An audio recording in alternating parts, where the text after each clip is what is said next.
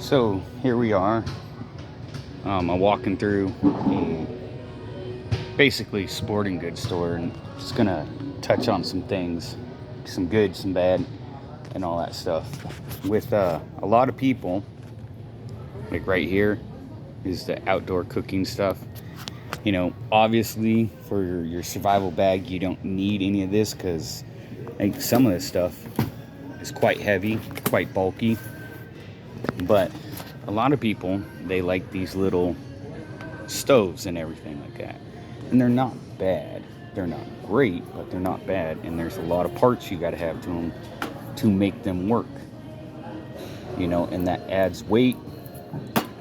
And, you know, when you're outdoors,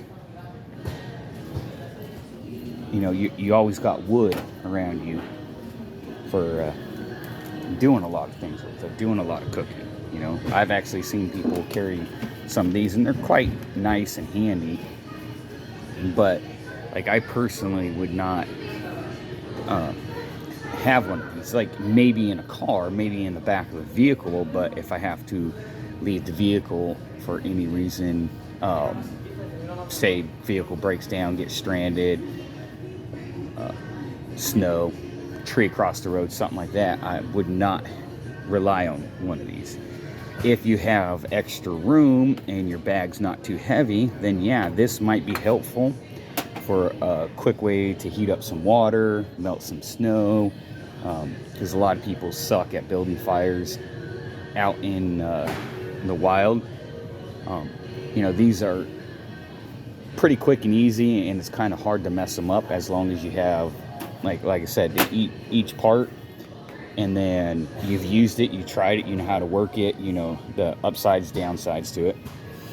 Like this right here, these jet boils, you know, supposed to be able to bring, you know, water to a boil just like right here in 100 seconds, you know, but only 2 cups of water, which, you know, isn't bad, it, you know, in a colder environment for small cooking and stuff like that. But this is just mostly for water, liquid. But making stews and stuff like that, you know, 2 cups isn't much of a stew, but it's better than nothing. Whereas if you get an actual fire going, you know, you can, you know, if you had a big enough container, you could put a freaking 20-gallon container on the fire and get it rolling, boiling. So take these stuff with if you can carry the extra weight, if your bag's not too heavy, you know, I would say either one person or get designated to have something like this. But for the most part, I do not have any of these. I've used them before. I've used these little sterno, stuff like that. You got to kind of be careful with them because, well, it is a flammable liquid. Knock it over, it's going everywhere. And the downside to this is if you're moving and having to do a lot of stuff, like you're not going to be grabbing this like after you put it out, because this whole thing's going to be hot. You got to give it time to burn down, and so, well, cool down, I should say, not burn down. So take that however you want. This stuff is not a real high priority on my list. You know, things like these, I'd be okay with having them in a vehicle if necessary. You know, at the very least, something like a griddle, like one of these griddles, so you can just have a fire going, throw that over it and stuff like that. But that's reserved for a vehicle. Moving on, like this is like your typical outdoor section that you see in a lot of stores. You know, you see the same stuff at Walmart. You see it at a majority of outdoor stores. And I'll make different videos just walking through and pointing out different things, because different stores have different stuff. So I recommend, but it's not really necessary, to have a sealant, but not necessarily this type. I like shoe goo. That's the actual name of the product.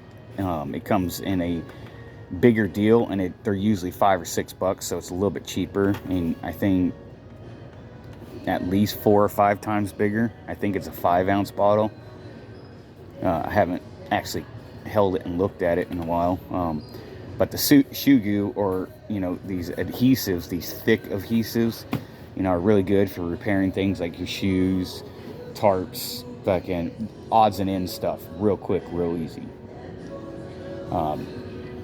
Paracord, not bad actually to have as extra, and I tell people not to use it unless you absolutely have to, because a lot of people cut sections off of it, and then when they need a bigger section, it's not big enough. So for smaller things, this 325 cord, and they also got a 150, it's obviously cheaper.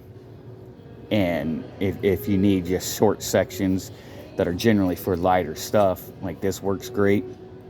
And use this for the heavy stuff, because 550 cord is supposed to be able to hold 550 pounds. So, and they also got 750 cord. They got different links and stuff like that.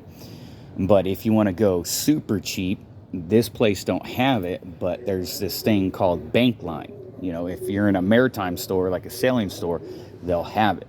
And it's usually rated similar to this. You can get them heavier, but they're usually around 350 pounds.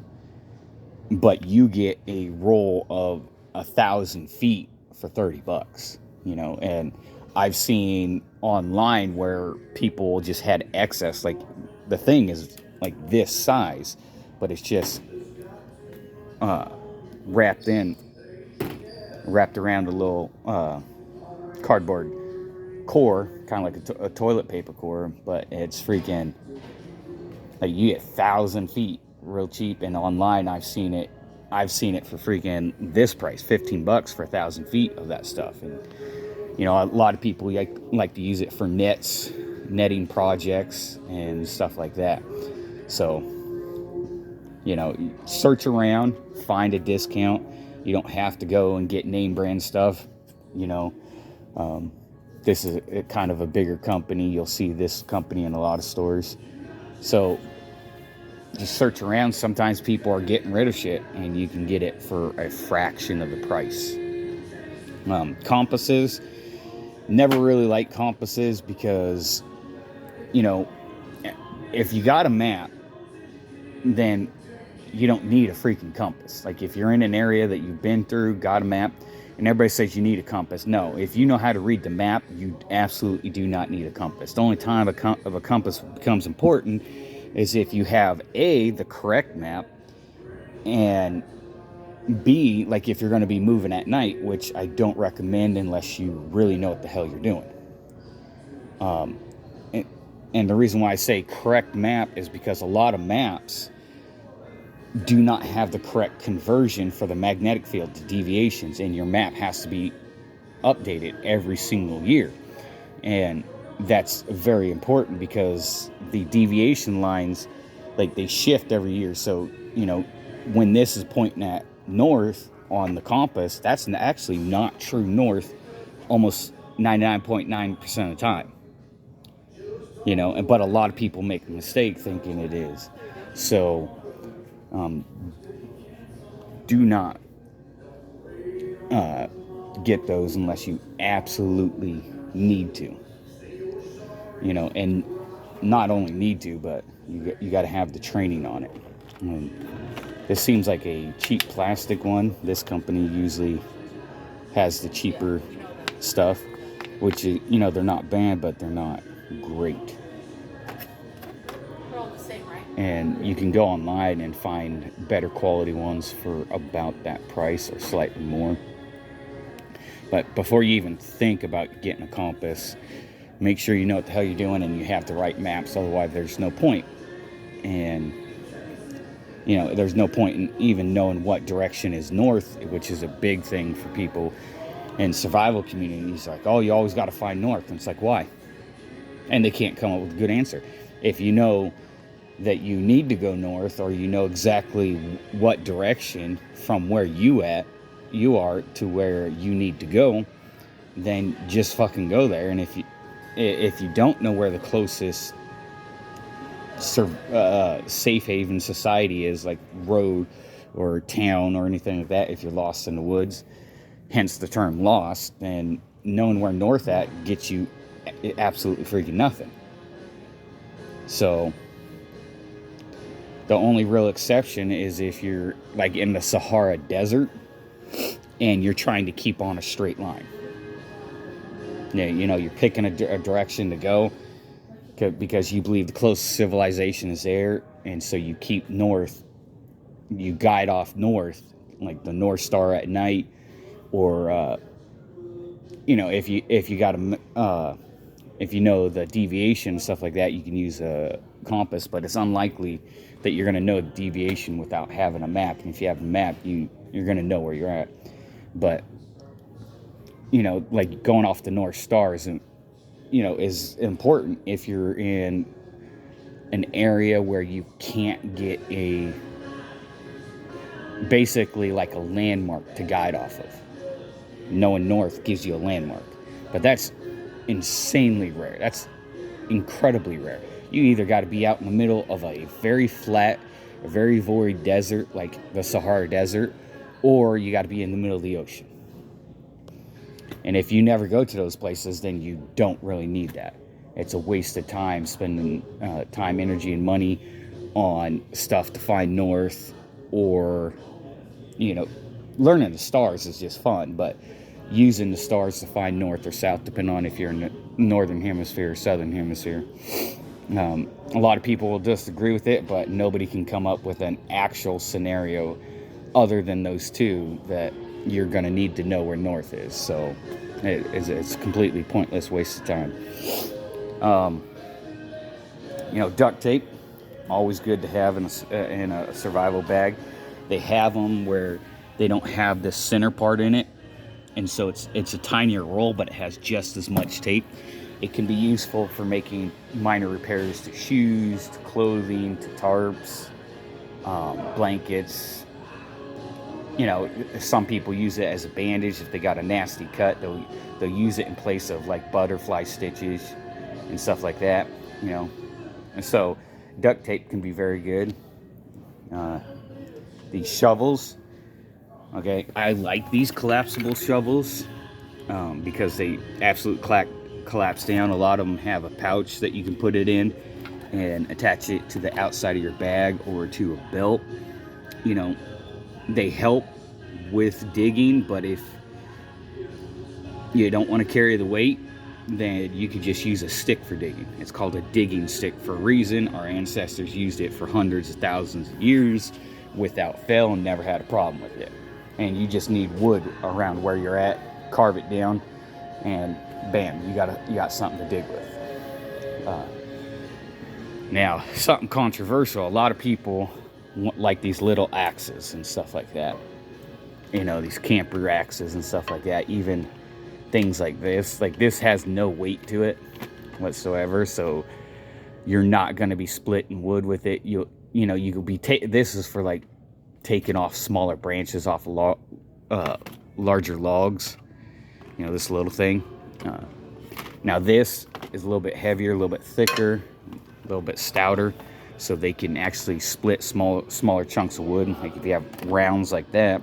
But the only reason why you'll have rounds like that is if you already have a chainsaw to cut them, or you know, you lucked out and a tree fell over and it exploded. You know, I've seen rounds that were, you know, like this, but you know, longer, and one of these would help split it up. But you know, I prefer a Tomahawk just because the Tomahawk handles are much longer, so you get a little bit more leverage. The head is better shaped than this. Like this is a single purpose thing, but with a Tomahawk you could do a lot of wood carving, a lot of finer work with it. But you can also use it as a weapon. This can be used as a weapon too. But there's just so much more you can do easier with a Tomahawk than one of these. And a good Tomahawk is going to cost $40-45. You know, don't get the ones with the spikes on the back. Get the one with a flat hammer-like edge on the back. not rounded. That way you can use it for pounding stuff and so, things like that. So a lot of people love these. I prefer the Tomahawk. You know, Cold Steel makes great Tomahawks. They have the Trailhawk, which is the perfect size for all around things. You know, if you're a bigger, stronger person, you get something like the Rifleman Hawk, which just has a bigger head. I think it has a slightly longer handle. But these, nah, no go for me. They're just too heavy, and they're not as useful as a Tomahawk, and I got a Tomahawk. Some people like machetes. If I was going to get a machete, I would definitely get something a little bit thicker than these.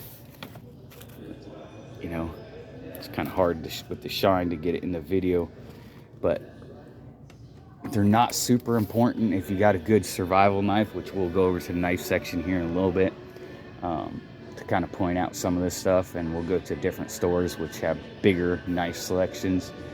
You know, if you got a Tomahawk will do everything a machete will do, but better.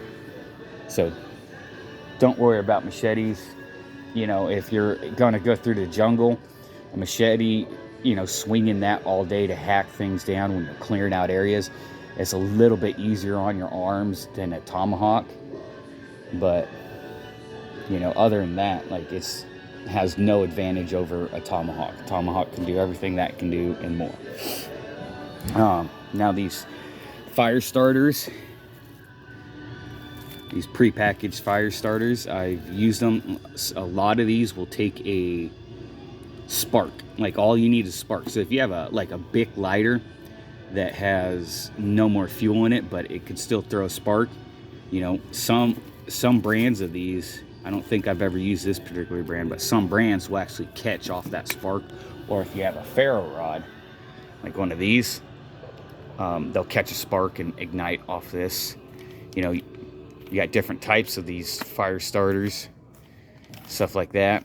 You can make some in your own home. A lot of people use cotton balls and Vaseline.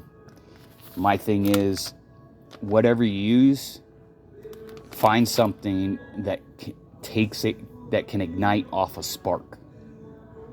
Because you can get a spark going off of a million different things. Batteries, taking a piece of your vehicle and pound it against a rock will eventually, you know, a lot of things will eventually catch a spark, you know. Depending on the type of rocks that are around you, you might be able to just pound rocks together and get a spark, even though that's a lot harder and you got to find the right ones. These ferro rods, they throw a shitload of sparks, and I have a bigger and longer one. Like, it's like almost 3 times thicker, and it's 7 inches long. Like, it just absolutely showers sparks, and it's crazy. These magnesium ones, where you shave off some of this magnesium, and then you use the striker on this side in order to kick the sparks onto the magnesium. The magnesium burns pretty hot. It burns at over 3,000 degrees. So this helps with getting a fire going if you got dry tinder. And if not, then something like this, you know, you could use one of these magnesium fire starters to get your homemade tinder, or whatever you make at home, or something like this that you buy. You can use it to get that ignited, and then use that to dry out smaller pieces of wood, like if you're in a wet environment. And, you know, it takes a while to build up a big fire in a wet environment, but it's absolutely possible. I got videos of absolute beginners doing it, and so, you know, take it for what it's worth. There's people that make there's companies that make magnesium fire starters that are bigger, thicker. You know, here's another brand, kind of hidden. They're great if you know how to use them and you play around and you experience it. Something fun for kids to learn how to do is use those and the strikers. I do recommend some people get some sort of storm-proof match. You know, just as a last case resort, I'd use one of these first until it's no longer working, or if too wet of an environment, then you can switch to these. You don't want to use these because these are super helpful in more extreme environments than these would be. So use these till you have to use that. And they got bigger and better ones. They have ones that are a lot bigger, and they get super hot because they impregnate magnesium in these, so they get, you know, they throw off a lot of sparks as they're going. Not super amount, but every now and then, but they burn a lot hotter to really help dry out things. Here's some more, a whole bag of fire. I think this is one of the ones that you've got to have a flame, so if you got a match or a lighter, it'll ignite these. That's why I wouldn't really recommend it. Like I said, find something that can take a spark and ignite, because even without all your gear, you can find something to make a spark with. Relatively easy. So here's some water containers. You know, this would be something big enough that I'd have in a car, but not a bag, not my personal carry bag. Again, in case I have to leave the car. They have Camelbacks that are great. They just slip into your backpack. This is great to have in your car. It collapses. And they got ones that are shaped like fuel cans. I don't see any around here right now. Might be on another aisle, might not be. But you'll see those at places. They're blue, made of food grade plastic, and you know, you can hold 5 gallons of water in them. So that's always nice to have, because you can make 5 gallons last a while. Let's see, we don't need dry bags. You don't need a shower stuff bag. Don't worry about these. Absolutely don't freaking worry about them. First aid kits, trauma kits. Now, let me be very specific. For a first aid kit, you know, that's for minor scrapes and bruises. A lot of people, they'll bring first aid kits thinking, oh, you get a gunshot wound, you break your leg, you know, you get massive trauma, these are gonna help. No, these are literally for freaking next to nothing. Like, they're Band-Aid kits. And if you look at the contents, bandages, some dressing, elastic bandages for sprains and strains, blister stuff, and medication like antibiotic, itch relief wipes, ibuprofen, antihistamine, acetaminophen, aspirin. So not really much, right? Oh, and you got your rape whistle. They call it a rescue whistle, but it's a rape whistle. And a compass, which again, compasses are useless unless you got a very accurate map for the right map for your area. But like, look how few they got of everything. For the wound care, antiseptic wound wipe, 10 of them. You can use that on a single person for even a semi-bad accident. Well, for a semi-bad accident, like, there's going to be a lot more. Let's just say, even for a minor accident, say they freaking trip, fall, like shoelaces come untied and they trip and fall. You're going to have to clean off both hands, forearms, possibly a face, at least one knee, and you can burn through this whole thing on a single minor thing like that. So for these first aid kits, so this says 1 to 2 people. Like this, don't cross out people and put minor incident. 1, maybe 2 minor incidents is what this is for. And tripping and scraping your skin is a minor incident. You can actually burn through this whole, like, almost this whole thing on just somebody's tripping and scraping without them having a broken bone. This family first aid kit, 1 to 4 people, right? You know, it has basically the same shit, just more of it. You know, look at the medications, right? Ibuprofen, 3 200 milligrams. And in this one, the smaller kit, there's 4 200 milligrams. You know, so it may seem bigger, better, but it's not necessarily. It's almost pretty much the freaking same.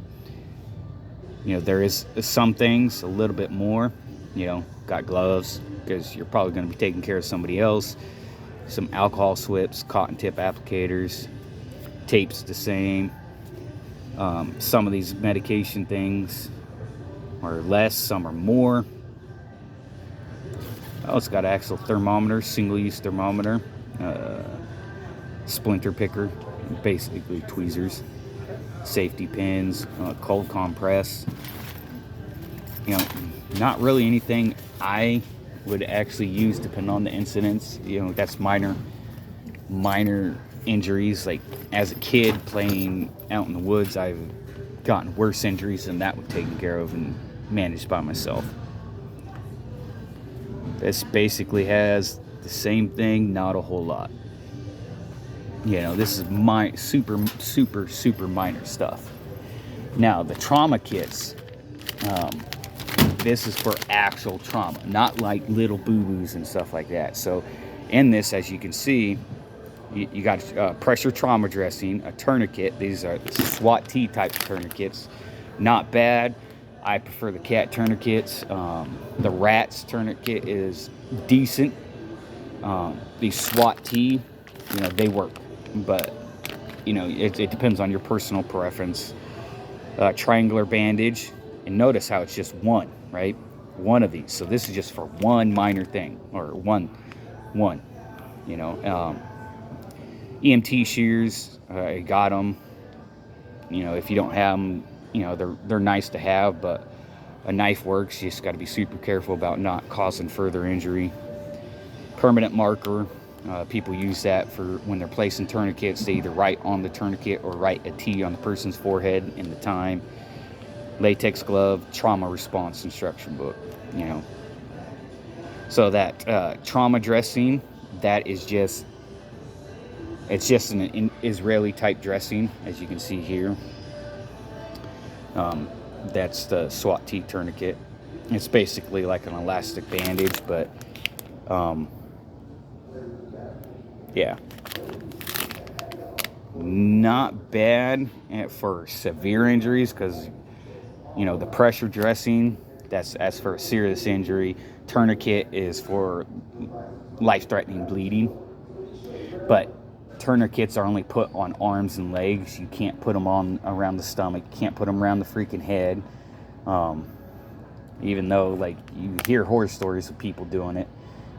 Like you're cutting off blood flow to the head and you're going to kill a person. You stop the bleeding because you killed them. So this doesn't have any wound packing material. This up here, this Quick Clot, amazing shit. Yeah, it works great. Quick Clot, cytosine bandages, things like that. But again, like, look, one. So Quick Clot gauze, 3" by 4". That's one injury.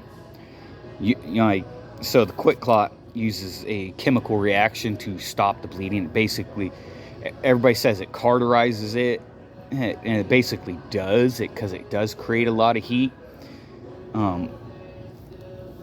But it's not like sticking a hot poker into the wound and pressing it to burn it like you see in the freaking movies. That's dumb as hell. If you try to do that on me, I'm shooting you. Like, don't. Like, but this Quick Clot stuff is great. I've seen a lot of videos of them using this stuff on people and animals, and it works amazingly well. If you're going to use this, learn to freaking use it. Just like with tourniquets. If you're going to use them, if you're going to carry them, you need to learn to use them. If you don't know how to use them, what's the point of carrying it? So trauma pad, gloves, duct tape, triangular bandage, gauze dressing, 4x4, gauze dressing, 2x4, gauze bandage, antiseptic, resealable bag, which is this, trauma response instruction. Okay, so this is, you know, basically you got the Quick Clot and the stuff that secures Quick Clot to you. So this is like penetrating wounds, depending on where it's at, like in the leg. I'd be hesitant to shove this stuff into somebody's gut because, like, you're damaging other organs that it comes in contact with. Like before, like when this stuff originally came out, it was a package with powder in it, and you're supposed to judge how much powder you put in. If you use too much, you do all sorts of accessory damages to the organs. But now that they got the Quick Clot that's impregnated in this gauze, like the Quick Clot gauze, it does less damage, but still it does its job in stopping severe bleeding. And those small 2x4 or 2x2 and 4x4 gauzes, like this is basically what it is. This one's this is folded 3 inch by 2 feet, but the gauzes that are in here, the 2x4 and or 2x2 and 4x4, they're basically like this thick and this wide.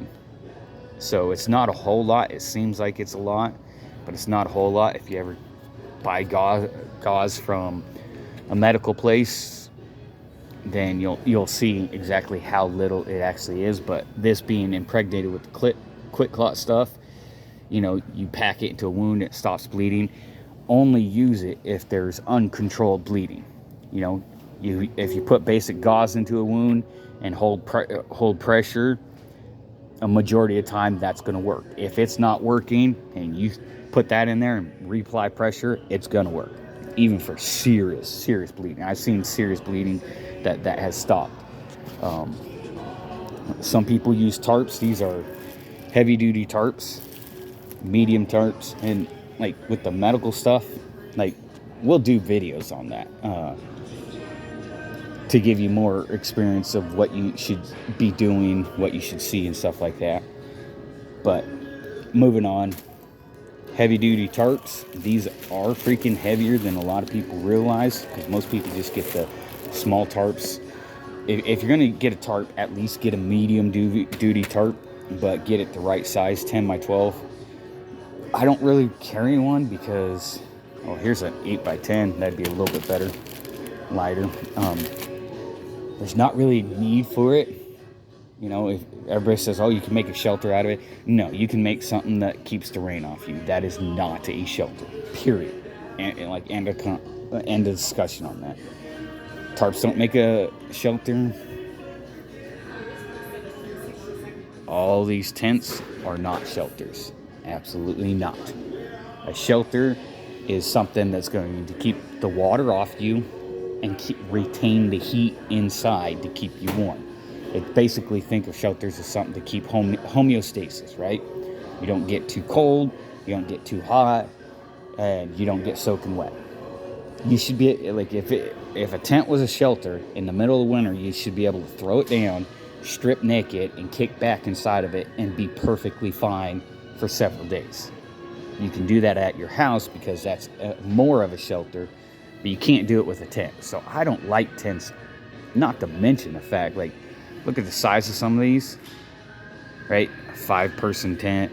A lot of these are 2-people tents. Like, they're big and heavy. It's extra weight, right?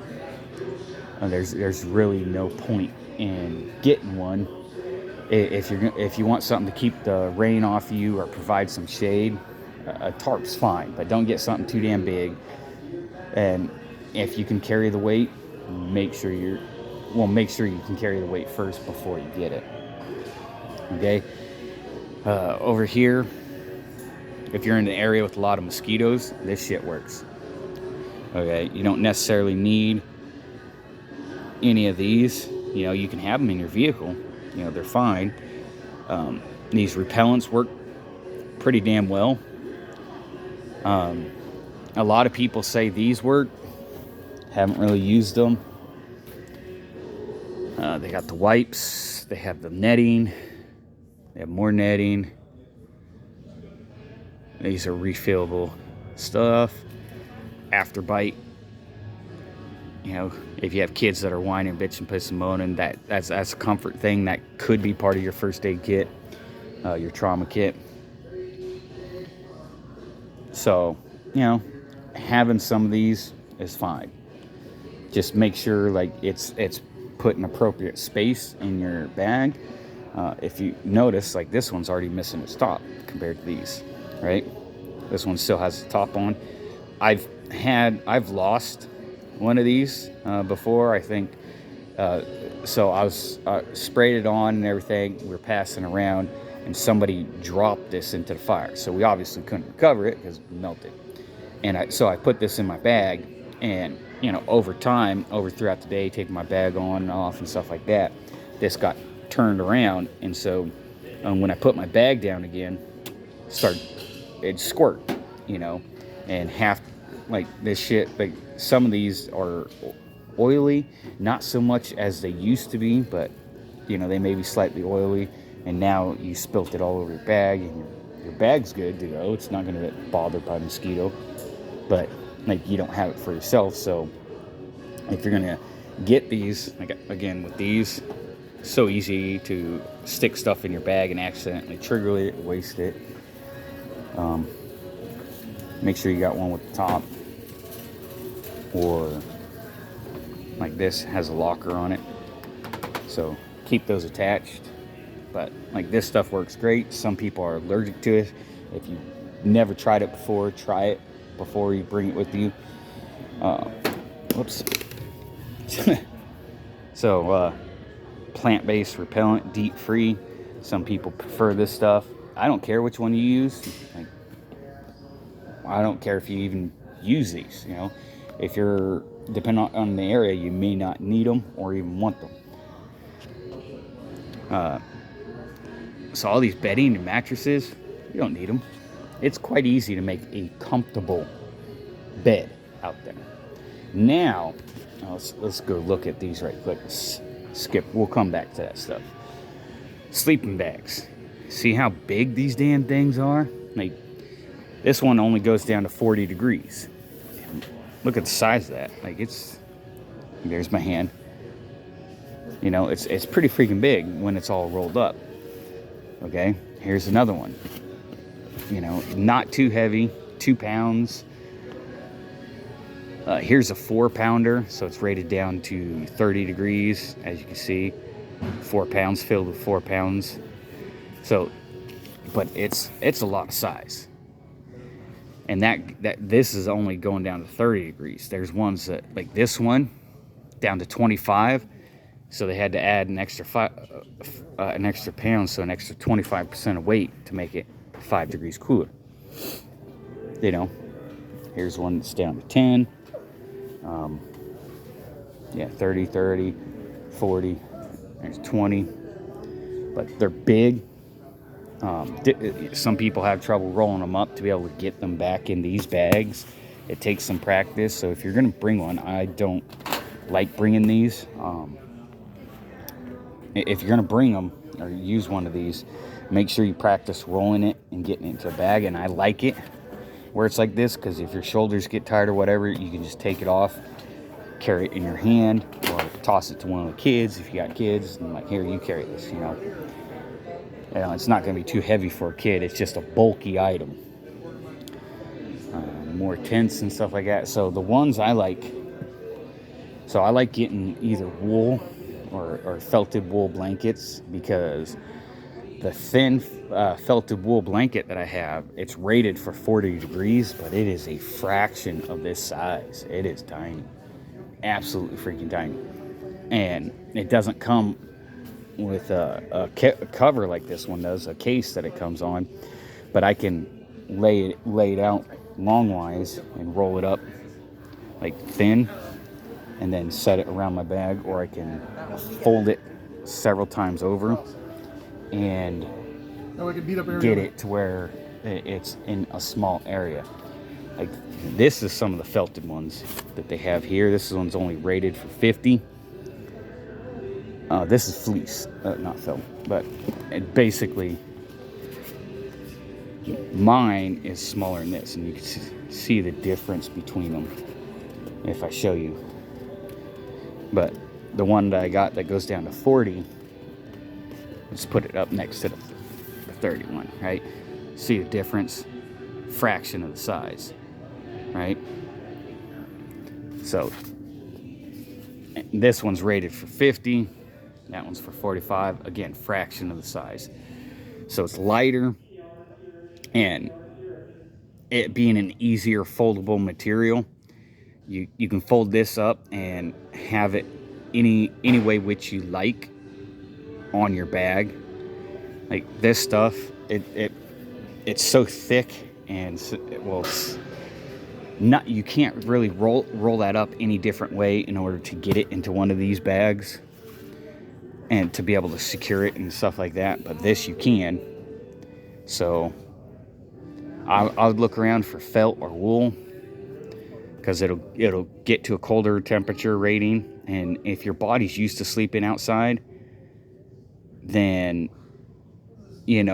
mine, I've actually slept in the bag without a shelter on, without being in a shelter, just out on the freaking ground, and woke up to everything being frosted over because it got down to below 32 degrees. Otherwise, the ice wouldn't have formed. But I didn't wake up at night, and even though it was only rated for 40 degrees. So you can get your body adjusted to the outdoor temperature, but you have to expose your body repeatedly over time to get it to adapt. And the more adapted it is to the outdoors, the less you're going to need. So these ones are better, and it's actually a hell of a lot cheaper.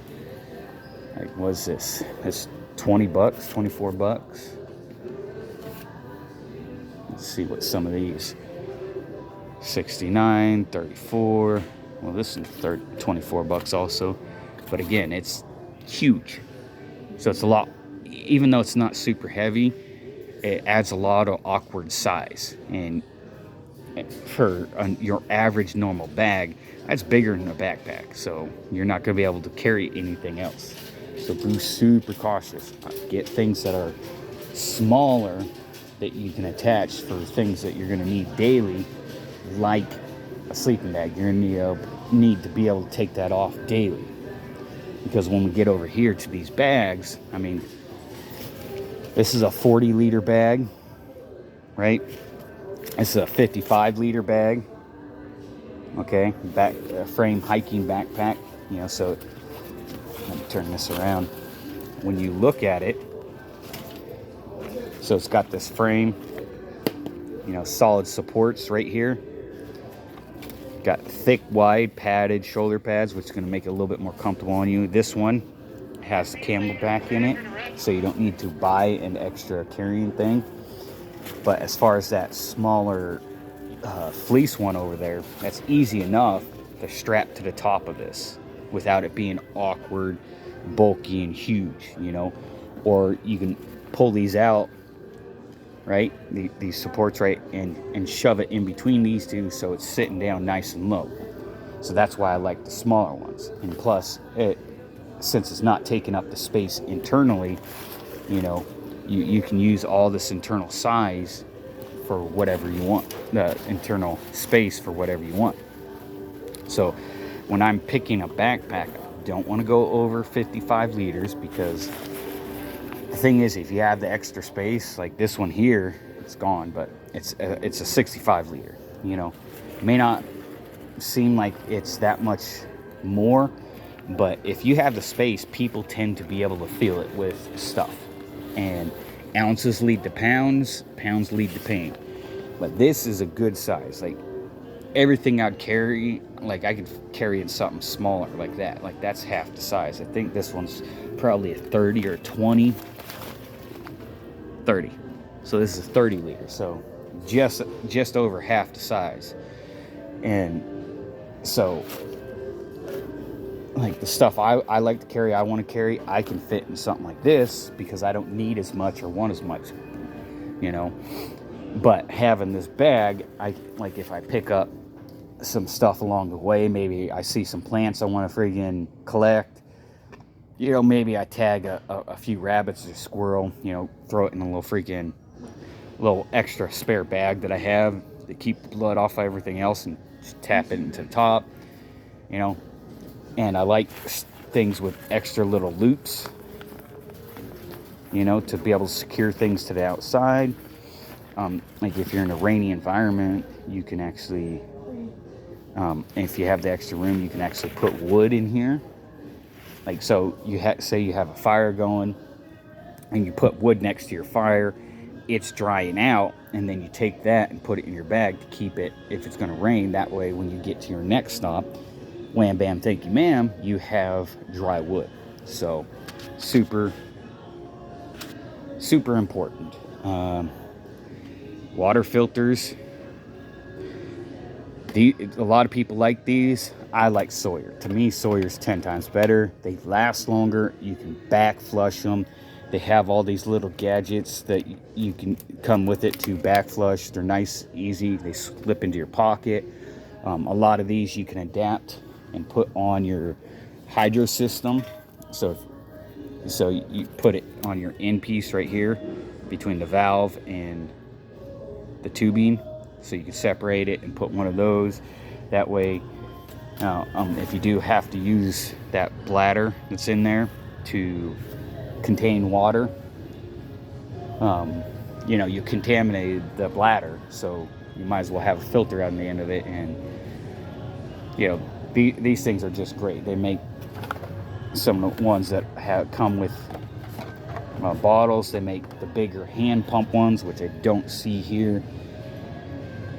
Don't even worry about walking poles. Like, if you have a walking issue, then you're gonna know it, and you're already gonna have stuff. Flashlights. I'm not really a big fan of flashlights because you're really only gonna need it if you're searching for shit in the woods that you can't identify by touch. And if that's the case, you're in a very shitty situation. But having a small one, like some of these up here, are important. You don't need to go with the spotlight. You know, these are cheap, nice, easy ones. Don't provide too much light. They got headlamps. You know, people like headlamps. If I'm by myself, I wouldn't mind a headlamp. But the thing is, like, if you have a headlamp in and you're trying to talk to your buddy, you just blinded them. It's kind of a dick move. There's all sorts of ones. And that's more of a personal preference. Just make it size appropriate. Like, these are pointless because it's not focused, so it'd be more around camp. But if it's around camp, then you have the firelight, hopefully, to do things with, or a smaller flashlight. And those flashlights you can attach to your body. Utensils. Oh, cooking utensils. So all these are big and heavy, okay? This is actually a cook set. There's another one. I'm going to try to find it, the one that I like, because it's stackable, everything. So you get a couple plates, a couple bowls, a couple cups, and it sits into a pan, a little pot. And so it all folds up and collapses down nicely. So you have basically two, and two, but it fits in something slightly bigger than that. You know, it's real interesting. So when I find it, I'll show you it. But I over the metal ones, I prefer these plastic because they're cheaper. There's ones with collapsible cups, and the fact that they're cheaper is one thing, but also lighter weight. You know, we're talking about weight. You know, this is kind of similar to what I was saying, how this pan, this bowl, and this cup collapse into this. You know, and you see it's not that big, so when you take it off the box, and it being metal, you can cook with it. So you cook with the pan, you can cook with the pot, you can even cook with the bowl, and stuff like that. So those are good. You know, something like that wouldn't be bad, but the one I like, it's going to be slightly bigger than that as far as taller, but it comes with two of each. That's one of each. Food, I don't like putting dehydrated food. There are certain types of food that I will carry with me, and that'll be a completely different video. Like, this isn't bad for your vehicle. If you want to put it in your vehicle, you got stuff like this, which is several meals in a container. So if you put that in your vehicle and you eat all the food, you can store other stuff in that and have it protected. Let's see. But those big heavy thermoses like these, like, they're great, they're solid, but like, they're heavy and you don't need them. Again, if you want to put something like that in your vehicle, you can. Up there. Hammocks, don't even bother with it unless you really want to. Those I'm less iffy against because they're so light. Let's see what's down this one. So we got more containers.